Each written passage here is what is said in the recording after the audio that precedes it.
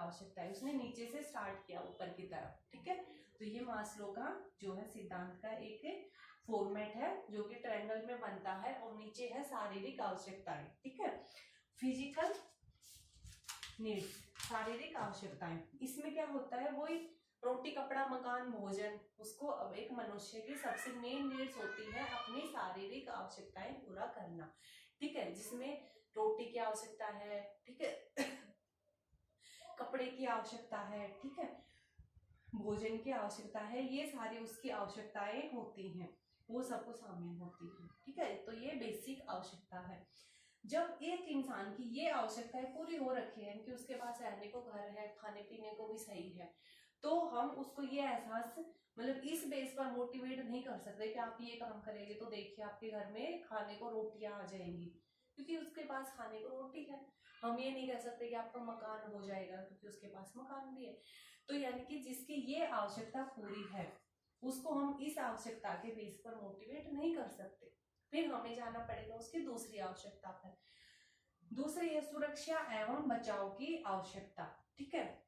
इनकी सुरक्षा, हर एक इंसान अपनी सुरक्षा चाहता है, अपने स्वास्थ्य की, अपने जीवन की सुरक्षा चाहता है, जिसके लिए वह क्या चाहते हैं कि उसके साथ कोई दुर्घटना ना हो, उसका कोई एक्सीडेंट ना हो, उसके घर में कभी आग ना लगे, कोई ऐसी जो है कोई भी एक्सीडेंट उसके साथ ना हो। तो हर एक इंसान क्या चाहता है, सुरक्षा और बचाव की आवश्यकता जो है उसकी सेकंड होती है, ठीक है। सुरक्षा की आवश्यकता यानी कि इसके लिए वह अपने अपने मतलब अपने आप को सुरक्षित रखना चाहता है, जैसे उसका मकान सुरक्षित रहे, उसका फ्यूचर सुरक्षित रहे। फ्यूचर यानी कि हर कोई चाहता है कि चलो अभी इस एज में तो जवानी में तो मैं अपना जो है काम कर लूंगा और अपने लिए खाने पीने जैसे पैसे कमा लूंगा, लेकिन बुढ़ापे में भी ऐसा कुछ हो ताकि मेरे को बुढ़ापे में भी अपने खाने पीने, बीमारियों से अपने इलाज जितना पैसा मिल पाए, इनके अपने बुढ़ापे को भी वह क्या करना चाहता है, सुरक्षित करना चाहता है, ठीक है। तो यहाँ पर उसकी सेकंड आवश्यकता हो गई अपने बचाव की, अपने सुरक्षा की, कि वह सुरक्षित रहे, ये उसकी सेकंड आवश्यकता होती है किसी भी मनुष्य की। सबसे पहले हम बेसिक नीड्स चाहते हैं, रोटी कपड़ा मकान हो। दूसरा है कि हमारे सुरक्षा हो, कि भाई हमें कोई बीमारी ना लग जाए, हमारा कोई एक्सीडेंट ना हो जाए, बुढ़ापे में हमें अच्छे से खाने पीने जितने हमारे पास पैसे हों, ये चीज हम सब चाहते हैं, ठीक है।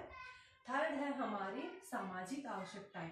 सामाजिक आवश्यकताओं में क्या हो गया कि सामाजिक आवश्यकताएं में हमारे के साथ क्या हो गया कि समाज के साथ हर कोई इंसान क्या चाहता है कि समाज के साथ उसके अच्छे संबंध हो, आसपास उसके जो है आसपास के लोगों से मित्रता हो, एक अच्छी सोसाइटी उसको मिले जिसमें वह सबके साथ मिलजुल कर रह सके, ठीक है। क्योंकि कोई भी इंसान यहाँ पर अकेला नहीं रह सकता, हर एक इंसान को कभी ना कभी किसी दूसरे की जरूरत पड़ती है। तो थर्ड है सामाजिक आवश्यकताएं, कि हर एक चाहता है इंसान कि उसके आसपास का जो है जहाँ पर भी वह रह रहा है, जो भी समाज है उसमें उसको अच्छे से जो है सेट हो सके, वो भी समाज का एक हिस्सा बन सके, ठीक है। तो सामाजिक आवश्यकताएं, ठीक है, कि उसके दोस्त भी हों, उसके रिश्तेदार हों, उसके बातें करने वाले व्यक्ति हों, हर एक को यही चाहता है। तो इनकी सामाजिक आवश्यकता है कि अब वह चाहता है कि उसका भी एक जो है फ्रेंड्स हो, उसकी भी एक फैमिली हो, ठीक है। नेक्स्ट है सम्मान की आवश्यकता। जब किसी व्यक्ति की ये सारी आवश्यकताएं पूरी हो जाती है तो नेक्स्ट होते हैं सम्मान की आवश्यकता। हर एक व्यक्ति जब उसके पास पैसे वैसे तक का उसके पास सब कुछ है तो क्या चाहता है एक व्यक्ति कि उसका एक स्टेटस हो, एक सम्मान हो, ठीक है। समाज में लोग उसको सम्मान की दृष्टि से देखें, क्योंकि पैसा तो उसके पास है, लेकिन पैसे होने के बाद एक व्यक्ति सम्मान चाहता है कि समाज में उसकी एक पोस्ट हो, एक उसका नाम हो, ठीक है, ताकि सब लोग उसकी एक पहचान हो, कि उसको देख पाए, उसको नाम से जान पाए, ठीक है। तो उसके बाद उसकी सम्मान की आवश्यकता उसके अंदर पैदा होती है। उसके बाद होता है आत्म प्राप्ति की आवश्यकता, यानी कि सेटिस्फैक्शन, उसकी आत्म संतुष्टि हो जाती है, ठीक है। यानी कि जैसे कि इसमें क्या हो जाता है, आत्म प्राप्ति, यानी कि जो जैसा करना चाहता है, ठीक है। कोई जैसे कोई व्यक्ति है वो राइटर बनना चाहता है, ठीक है। तो वो अच्छा सा राइटर बन पाता है, एक लेखक है वो लेखक बन जाए, उसकी इच्छा है ये, ठीक है। इनकी हर एक व्यक्ति के अंदर एक अलग एक इच्छा होती है कि अगर मेरे पास मैं सब कुछ इन सब से पूरा हो जाऊं तो मेरी इच्छा है कि मेरे को ये काम करना है, ठीक है। जैसे हमारे अंदर भी कुछ ना कुछ तो एक इच्छा होती ही है कि अगर सबसे पहले तो चलो हमें पढ़ना लिखना है, फिर एक जॉब लेनी है, ठीक है, फिर घर बार सब बस जाते हैं, ठीक है, एक परिवार बन जाता है। उसके बाद हमारे पास एंड में आके हम सोचते हैं कि सब कुछ सेट कर लिया, मेरी एक ये इच्छा थी कि मैं भी ना कभी ऐसे मतलब देश में घूम के आऊं या ये करूं। हर एक की एक कोई ना कोई ऐसी इच्छा होती है, तो लेकिन वो एंड में ही पूरी हम कर पाते हैं जो हमारी अंदर की कोई एक ऐसी इच्छा है। तो जब वो पूरी हो जाती है तो इट मीन्स सारी आवश्यकताएं उसकी पूरी हो जाती हैं। तो ये था मास्लो का एक जो है सिद्धांत कि एक मनुष्य की आवश्यकताएं क्या क्या होती हैं। तो ये उसकी आवश्यकताएं कि सबसे पहले शारीरिक आवश्यकताएं, अगर किसी व्यक्ति की ये पूरी नहीं हो रही है तो हम उसको इसके बेस पर मोटिवेट कर सकते हैं। अगर एक व्यक्ति के पास शारीरिक आवश्यकताएं की सारी चीजें हैं तो हम उसको सेकंड लेवल पर सुरक्षा और बचाव की आवश्यकता कि भाई आपका अच्छा सा एक आपको अच्छा घर मिलेगा अच्छी सोसाइटी में, ठीक, आपको फ्यूचर का जो है आपका ये मेडिकल क्लेम कंप्लीट हो जाएगा कि बुढ़ापे में अगर कोई बीमारी हो जाए या पेंशन हो जाएगी आपकी, ठीक है। जैसे ही कंपनियां क्या करती हैं पेंशन प्रोवाइड कराती हैं कि आप बुढ़ापे में अगर हमारी कंपनी के साथ जुड़े रहेंगे तो रिटायरमेंट के बाद आपको लगातार एक पेंशन मिलेगी, ये वो। यानी कि उन्होंने क्या किया, उस इंसान की पहली आवश्यकता तो उसकी पूरी थी, उसकी दूसरी आवश्यकता की स्टेज पर था वो व्यक्ति, तो उसको उस पेंशन का लालच दिया कि आप हमारी संस्था से जुड़े रहेंगे रिटायरमेंट तक तो आपको बाद में पेंशन भी मिलती रहेगी, ठीक है। तो उसको अपनी उस सेकंड आवश्यकता का लालच दिया, उसको उसके बेस पर काम करने के लिए मोटिवेट किया, संस्था से जुड़े रहने के लिए मोटिवेट किया, ठीक है। अब किसी व्यक्ति की ये दोनों आवश्यकताएं पूरी हो जाती है तो थर्ड सामाजिक आवश्यकता है कि उसको एक अच्छी सोसाइटी मिले, उसके दोस्त हो, फ्रेंड सर्कल हो, ये सब कुछ उसको पूरा कराया जाता है उसका। नेक्स्ट है जब किसी इंसान के पास ये सब कुछ है तो उसको फोर्थ दिया जाता है सम्मान की आवश्यकता। जैसे एक व्यक्ति के पास अच्छा फ्रेंड सर्कल, अच्छी फैमिली है, ठीक है, उसके पास मतलब अपने बुढ़ापे में बचने के लिए भी उसके पास प्रॉपर्टीज है, सब कुछ है, और रोटी कपड़ा मकान उसके पास सब कुछ है, तो वह संस्था उस व्यक्ति को किस तरह से मोटिवेट करेगी, वह उसको करेगी इसके बेस पर, सम्मान की आवश्यकता के बेस पर। वह उसको फील कराएगी कि अगर आप अच्छे से काम करेंगे तो आपका प्रमोशन हो जाएगा, आपको एमडी बना दिया जाएगा, आपको जो है सीओ बना दिया जाएगा, मतलब ऐसे पोस्ट दी जाएंगे। तो हर कोई व्यक्ति चाहता है, जब एक के पास पैसा वैसा सब कुछ होता है तो हर एक यही चाहता है कि मेरा भी एक स्टेटस हो, ठीक है, मैं भी एक अच्छी जगह पर अच्छी चेयर पर आके संस्था में बैठूं, मेरा भी एक अलग सा रूम हो, ठीक है, ना कि सभी एम्प्लॉय के साथ बैठूं। तो यानी कि जब उसकी ये सारी आवश्यकताएं होती है तो इसके बेस पर उसको मोटिवेट किया जाता है, और एंड में आत्म प्राप्ति की आवश्यकता। तो ये था मास्लो की थ्योरी। इसमें यही होता है कि हर एक इंसान की अलग अलग आवश्यकताएं होती हैं, हमें उस व्यक्ति की आवश्यकता को पहचानना है कि वह कौन से लेवल पर है, ठीक है। और जब हमें उसका ये लेवल पता चल जाता है तो हम उसको उसी लेवल की आवश्यकता के बेस पर उसको मोटिवेट करते हैं काम करने के लिए। तो ये था मास्लो का सिद्धांत। उसके बाद है हमारा मोटिवेशन के जो है टाइप्स, ठीक है, हम दो तरह से मोटिवेट कर सकते हैं, ठीक है। एक तो हमारा पॉजिटिव और नेगेटिव, ये तो मेन था ही, ठीक है, कि हम उसको पॉजिटिव वे में कि भाई हमने उसको पैसे दे दिए, ठीक है, उसको एक ऊंची पोस्ट दे दी, प्रोवाइड करा दी, इस बेस पर जब हम उसको मोटिवेट करते हैं तो ये हमारा होता है पॉजिटिव। और जब हम किसी इंसान को दंड देते हैं, ठीक है, उसका प्रमोशन के बजाय डिमोशन कर देते हैं, ठीक है, उसकी सैलरी काट देते हैं, तो ये मोटिवेशन होता है नेगेटिव, कि हमने उसको नकारात्मक रूप से काम करने के लिए जो है उसको अभिप्रेरित किया है। लेकिन देखा जाता है कि जो नेगेटिव मोटिवेशन होता है वो ज्यादा अच्छा नहीं माना जाता है, ठीक है। लेकिन कई बार जब पूरा हमने एफर्ट्स कर लिया एक बच्चे के साथ तब हमें एंड में आके नेगेटिव देना पड़ता है, ठीक है। जैसे कोई भी टीचर है वो स्टार्टिंग में किसी भी बच्चे को मारना, दंड देना, क्लास में खड़ा करना नहीं चाहता, लेकिन जब वो उसने सब कुछ उसको प्यार से समझा चुका है, उसको पॉइंट बार बार बता चुका, तब भी नहीं करता, तो उसको ये पॉइंट भी करना पड़ता है, उसको पनिश भी करना पड़ता है। तो इस तरह से ये दो तरह से हम मोटिवेट कर सकते हैं। अब है हमारा मोटिवेशन, हम एक फाइनेंशियल मोटिवेशन दे सकते हैं संस्था में और एक अनफाइनेंशियल, ठीक है।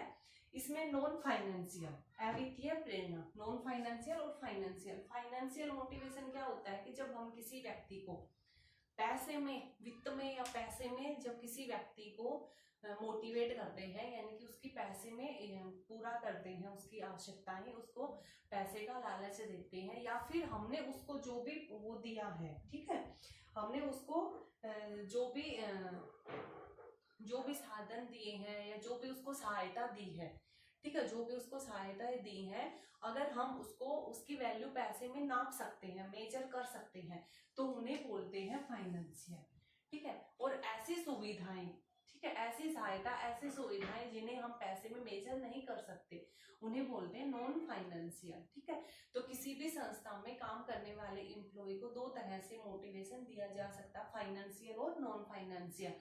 फाइनेंशियल में उसे वित्तीय रूप से उसको मदद की जाती है, ठीक है, पैसे के रूप में, या फिर इस तरह से मदद की जाती है, उसको सहायता दी जाती है या सुविधाएं दी जाती हैं कि हम उसका पैसे में वैल्यू निकाल सकते हैं।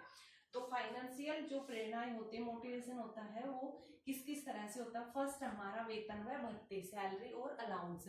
जैसे किसी एम्प्लॉय को हम सैलरी देते हैं, या अगर वो अच्छा काम करता है तो हम उसकी सैलरी बढ़ा देते हैं, या फिर अलाउंस, सैलरी के अलावा उसको जो भी मिलता है, ठीक है, एडिशनल उसको जो भी पैसे मिलते हैं वो उसके भत्ते हो गए, जैसे महंगाई भत्ता, ठीक है, ट्रांसपोर्ट अलाउंस, ये सब कुछ कि उसको सैलरी के अलावा जो पैसे मिलते हैं वो।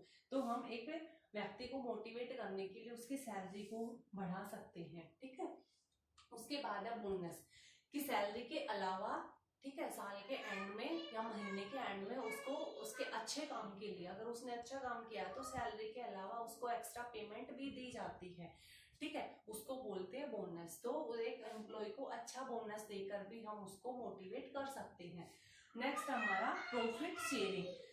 क्या होता है कि एक संस्था में हर एक एम्प्लॉय को सैलरी मिलती है, लेकिन अगर एक संस्था अपने एम्प्लॉय के साथ जुड़ा रहना चाहती है, अपने एम्प्लॉय के साथ अच्छा संबंध स्थापित करना चाहती है, तो वह संस्था क्या करती है कि जो अच्छे एम्प्लॉय होते हैं, जिन्होंने अपना अच्छा रिजल्ट दिया है, उन एम्प्लॉयों को सैलरी के अलावा जो उस संस्था को जो लाभ हुए हैं, जो प्रॉफिट हुए हैं, उस प्रॉफिट में भी कुछ एक शेयर देती है, कुछ एक हिस्सा उन्हें लाभ में से भी देती है, ठीक है।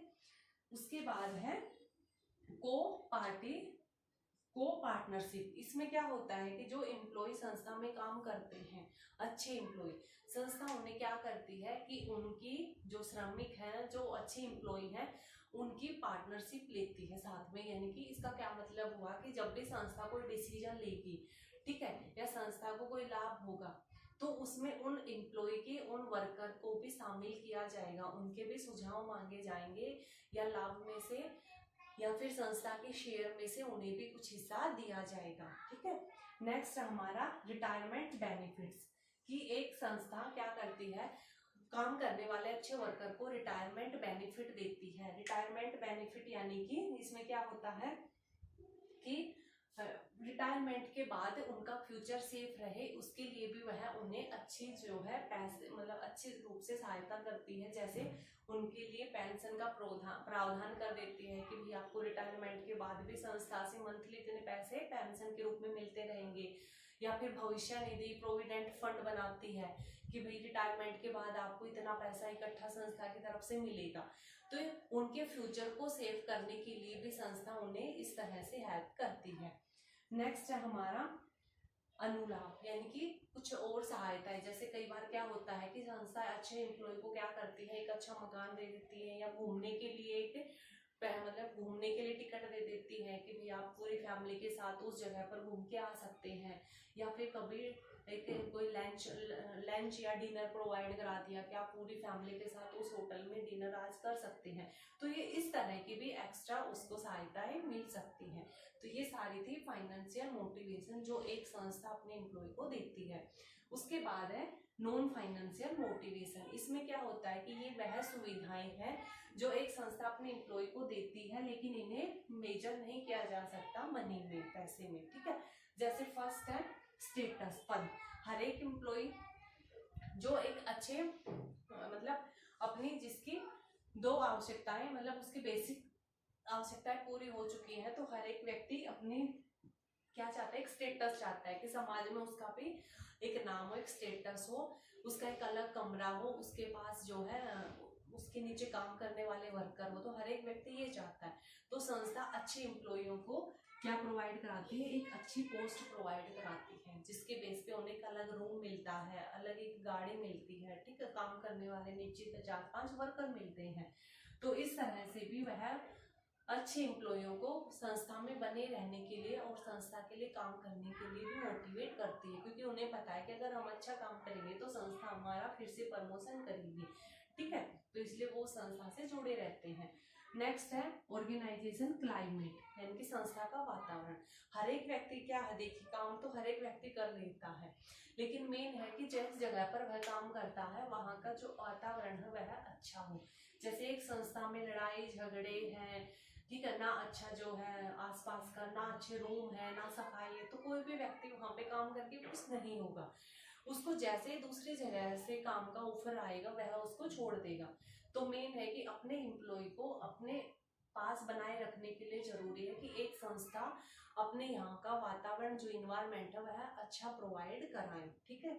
उसके बाद है कैरियर की बढ़ोतरी अवसर, यानी कि हर एक व्यक्ति चाहता है कि उसका कैरियर इंप्रूव हो।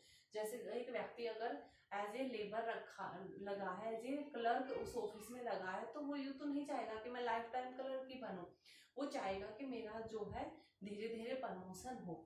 तो अगर उनको कैरियर की, अगर उनके फ्यूचर की बढ़ोतरी के अवसर हम प्रोवाइड करा देंगे, यानी कि वो संस्था अगर उन्हें फ्यूचर की बढ़ोतरी के वो साधन अगर अपनी संस्था में प्रोवाइड करा देगी, तो वह व्यक्ति उस संस्था को छोड़कर नहीं जाएंगे, ठीक है। उसके बाद है कार्य संपन्नता, इनकी इसमें क्या होता है कि जब एक व्यक्ति कोई कार्य को संपन्न कर देता है, ठीक है, तो उसकी क्या होती है, एक अच्छी संस्था में उन कर्मचारियों की प्रशंसा की जाती है, ठीक है, उनके कार्य की सराहना की जाती है। तो इससे क्या होता है कि वो व्यक्ति ये सोचते हैं कि हाँ देखिए हमें कितना मान सम्मान मिल रहा है इस संस्था के साथ, ठीक है, तो वह उस संस्था से जुड़े रहते हैं और उस संस्था के काम करने के लिए भी हमेशा इच्छुक रहते हैं। नेक्स्ट है हमारी कर्मचारी पहचान कार्यक्रम। इसमें भी वही है कि अगर हम कर्मचारियों को, हमारे जो संस्था में कर्मचारी हैं, ठीक है, जैसे कर्मचारियों ने अच्छा काम किया है तो उनकी पहचान का कार्यक्रम किया जाता है, यानी कि उनका एक स्टेज के ऊपर सम्मान दिया जाता है, या उनको क्या दिया जाता है कि एक अलग से एक पहचान दी जाती है, या जो एक ट्रॉफी दी जाती है, ठीक है, या फिर कोई मेडल दिया जाता है, प्रशस्ति पत्र दिए जाते हैं कि भाई इस एम्प्लॉय ने इस साल इतना अच्छा काम किया, इनकी उनको एक पहचान बनाई जाती है। तो जब किसी व्यक्ति को ऐसे पब्लिकली जब उसको कोई सम्मान मिलता है तो हर एक इंसान मोटिवेट होता ही है, ठीक है। जैसे किसी बच्चे को अगर स्टेज पर बुला के फर्स्ट प्राइज दिया जाता है तो वो भी मोटिवेट होता है, वो आगे और भी अच्छे प्रकार से उस काम को करने के लिए तत्पर रहता है। नेक्स्ट है जॉब सिक्योरिटी। अगर किसी व्यक्ति को ये सिक्योरिटी दे दी जाए कि आपको आपकी जॉब से नहीं हटाया जाएगा, जब तक आप नहीं चाहेंगे आप यहाँ पे रहेंगे, तो कोई भी इंसान उसको नहीं छोड़ कर जाएगा। अगर उसको जॉब की सिक्योरिटी है ही नहीं, उसको ये भी नहीं है कि पता नहीं कल मेरे को कब हटा दे, मैं कल इस जॉब में रहूंगा भी या नहीं, तो ऐसा इंसान जब वो माइंड से ही अभी शांत नहीं है तो वह किस प्रकार से अपने कार्य को करेगा, वो नहीं कर पाएगा, उसका दिमाग लगेगा ही नहीं। तो सबसे पहले जरूरी है कि उसको जॉब की सिक्योरिटी दी जाए कि आपका काम, आपकी जॉब कहीं नहीं जाएगी। तो जब वह उस तरफ से निश्चिंत हो जाएगा तो पूरा ध्यान अपनी काम पर लगाएगा।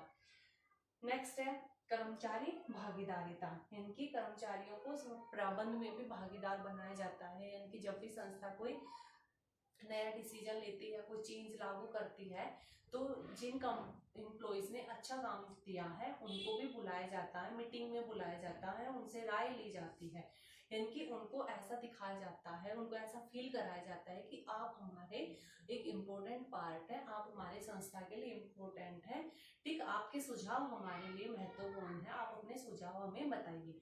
तो जब एक आम इंसान को, एक आम एम्प्लॉय को जब इतना सम्मान मिलता है तो वह ऑब्वियसली बात है कि उस संस्था से जुड़ाव महसूस करता है और उसके अंदर काम करने की इच्छा रहती है कि मैं और अच्छे से काम करूं, अब की बार मेरे को और अच्छा जो है सम्मान मिलेगा। तो इस तरह से ये था हमारा मोटिवेशन का लेसन कि मोटिवेशन क्या है, कैसे किया जाता है, क्या प्रोसेस है, क्या उसकी इम्पोर्टेंस है, मास्लो की थ्योरी क्या है मोटिवेशन को लेकर। ठीक है, तो ये था हमारा motivation and meaning and importance का चैप्टर। उम्मीद आप सबको समझ में आ गया होगा।